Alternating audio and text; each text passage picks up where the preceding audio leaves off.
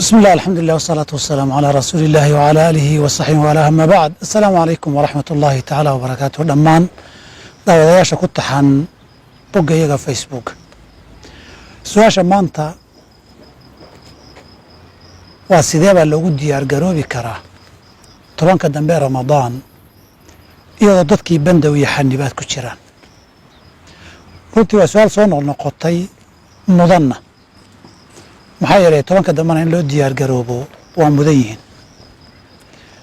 duruufta lagu jirana dadka waa ku cusub tahay oo sidan oo kale oo toban dambe ah ma soo marin tobanka dambe diyaar garowgeedu kama duwana tobankii iyo labaatankii hore dhinaca duruufta hadday noqoto qiyaamu leylkii qayb hore iyo qayb dambe la tukado hadday noqoto in la ducaysto hadday noqoto quraan in la aqriyo wuxuu ku sii fiican yahay tobankan dambe dhowr arrimood oo qofka u kaalmaynayaa jira inkastoo waxyaaba la waayaya dadka qaarkii waayayaan ay jiraan waxaa la waayayaa jamaacadii dadka dhiiri gelinaysay dadka ictikaafka masaajidka fadhiisan jiray waa la waayayaa laakiin haddana dhinac kale ay leedahayoo imtixaanaadka dhacay dhib ma wada ah labay leedahay labadaa haddii la waayey labay duruuftani leedahay waa midda koowaadee cibaadadii qiyaamu leylka ah ee nabigu yihi man qaama ramadaana iimaanan waxtisaaban gufira lahu maa taqadama min danbih qiyaamkii wuxuu ugu fadli badnaa guriga inuu noqdo wuxuu yihi afdalu salaati almar'i fii beytihi ila almaktuuba qofka salaadiisa waxaa ugu fadli badan miduu guriga ku tukado waxaan faradkiiyo waajib ahayn raggaa laga hadlayay sidaa darteed salaada masaajka lagu tukanayay ta guriga lagu tukanayaa ka fadli badan fadli iyo qiimo kaleyba leedahay oo guriga ku tukashaduyo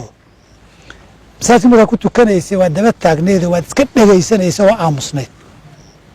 hadda laakiin haddaadan qur-aan xifdisanayn xataa kitaabkaagaad qaadan kartaa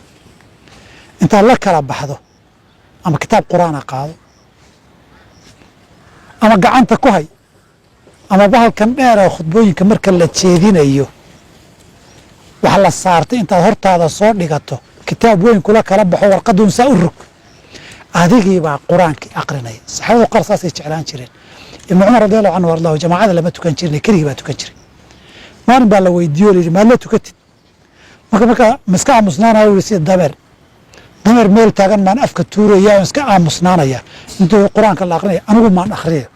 falahu bikulli xarfin xasana way dhegaysigu ajirka intaa la eg ma laha laakiin maanta waxaad haysataa fursad qur-aankii oo dhanba aad ku akhrida tobanka dambe ood ku tukato habeenkii salaadaadii iyo soo jeedkaaga 3 jus akhri tobankaa beri khalaas wayba dhammaatayba 9 beri oo min 3 hal maalin 4 ka dhig halka maalin 4 ka dhigaysana aan kuu qishee maalinka jumcadaa ka dhigo oo suuratul kahfi ku aadiyo kol labaad akhrin lahayd maalinkaa ku aadiyo iyadaaba xisib ka badan xisib yaa wax yar wey waxaan rabaa inaan iraahdo faa'iidada uu leeyahay waa in gurigii lagu tukanayo waa inaad jaanis u helaysa aduu qur-aankii aad akhrido salaaddii ajirkeedii iyo qur-aankii akhriskiisa ajirkiisi baad hesho wuxuu kaloo leeyahay dhammaanteen laynagu qasbay in yar baa u nasan jirtaye in shaqooyinkii aan ka nasanno innagoo nasanna habeenkii soo galood maalintii marar seexan kartood nasanta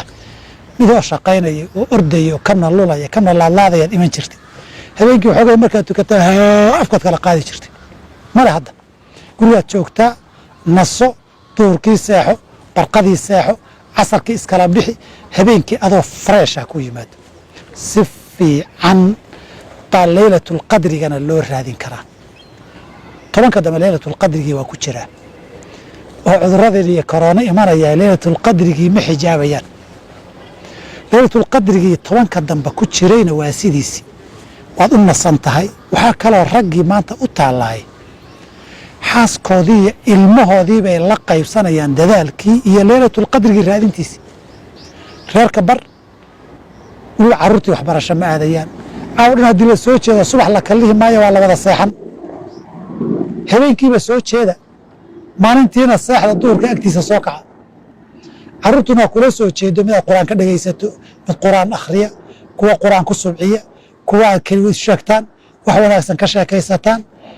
maa weelo fiican oo cibaado ah oo habeenkii lagu dhammaystana wayba taallaaba marna wax cuna marna wax cabba marna cibaadaysta marna wanaag ka sheekaysta marna qur'aan iyo dikri akhriya marna wada ducaysta ma istiri intaa markaad maqashay warta marka dadaalkoodu sidan uba kaga fiican yahay sidii hore furaska jiraa ka badan furaska la waayey guryaha dayacmi jiray intii masaajid loo dido carruurtaa laga tegi jiray qofkii masaajidka gaari waayaa si uu tukada aan garanaynin adoo daalan baa habeenkii la iman jiray intuba malaha